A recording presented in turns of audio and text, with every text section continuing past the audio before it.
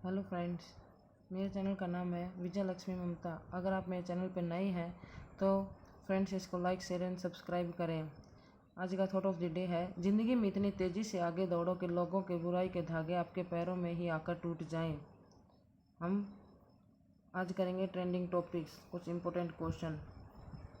First है, US open 2022 Carlos Alcaraz ने जीता पहला ग्रैंड स्लैम खिताब। पुरुष टेनिस में सबसे कम उम्र के वर्ल्ड चैंप नंबर 1 बन गए हैं। 19 वर्षीय कार्लोस अल्कराज ने, यह एक आश्चर्यजनक क्षण है, मेजर फाइनल में पहली बार भाग ले रहे स्पेन के इस युवा खिलाड़ी ने 4 सेट तक चले मुकाबले में जीत दर्ज करी।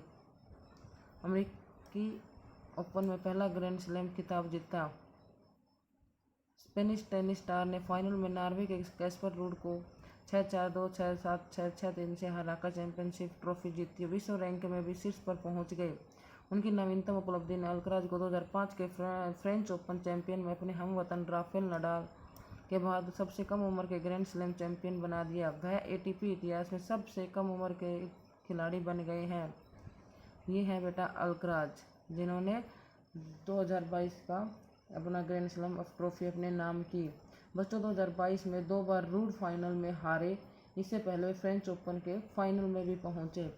बेटा पहले ऑस्ट्रेलियन ओपन में तीसरा दौर किया, फ्रेंच ओपन में क्वार्टर फाइनल में पहुंचे, विंबलडन में चौथा दौर किया, यूएस ओपन में इन्होंने विजेता कहलाए। बच्चों 1973 में एटीपी रैंकिंग शुरू होने के बाद से 19 साल और 4 महीने की उम्र में नंबर 1 पर पहुंचने वाले सबसे कम उम्र के खिलाड़ी बने अल्कराज। 1990 में पिट्सबर्ग के 19 साल की उम्र में जीतने के बाद यूएस ओपन में सबसे कम उम्र के पुरुष चैंपियनशिप अल्कराज। अभी ये बेटे 19 साल की सबसे कम उम्र में इन्होंने इतिहास रच दिया है। अल्कराज ने ग्रैंड स्लैम ट्रॉफी अपने नाम कर ली यूएस ओपन में। चलो बेटा अगला करते हैं। India to become permanent member of UNSC. विदेशी मंत्री एस जयशंकर बोले, यूएनएससी का स्थायी सदस्य बनने के लिए भारत के पास यूएनएससी का स्थायी सदस्य बनने के लिए भारत के पास एक शक्तिशाली मामला है। विदेशी जयशंकर ने जोर देकर कहा कि संयुक्त राष्ट्र सुरक्षा परिषद का विस्तार न केवल भारत के पक्ष में बल्कि अन्य गैर प्रतिनिधित्व वाले क्षेत्रों के पक्ष में भी है। संयुक्त राष्ट्र सुरक्षा परिषद के स्थायी सदस्य एस जयशंकर भारत की सऊदी अरब यात्रा पर बोले। विदेशी मंत्री एस जयशंकर यूएनएससी का स्थायी सदस्य बने। विदेशी मंत्री एस जयशंकर ने सऊदी अरब के रियाद में प्रिंस सऊद और Al Faisal Institute of Diplomatic Studies में राजनयिकों को संबोधित किया।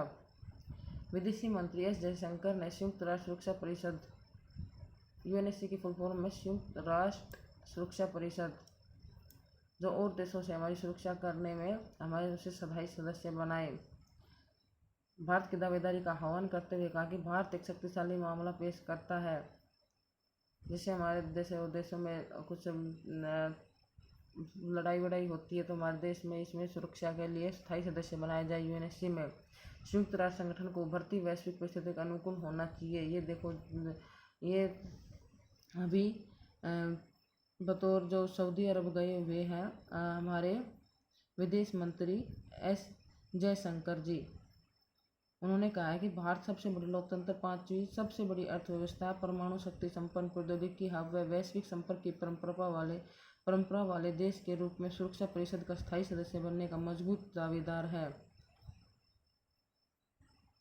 ओके बच्चों, तो इसमें सुरक्षा परिषद वर्तमान स्वरूप 21वीं सदी की भू राजनीतिक यथार्थ का प्रतिनिधित्व नहीं करती है। वजह है कि इसमें सुधार की आवश्यकता पर व्यापक वैश्विक सहमति है।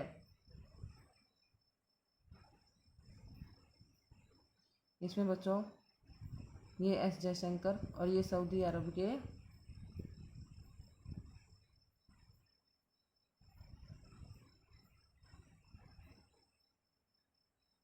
जिनके साथ जयशंकर ने बैठक की है।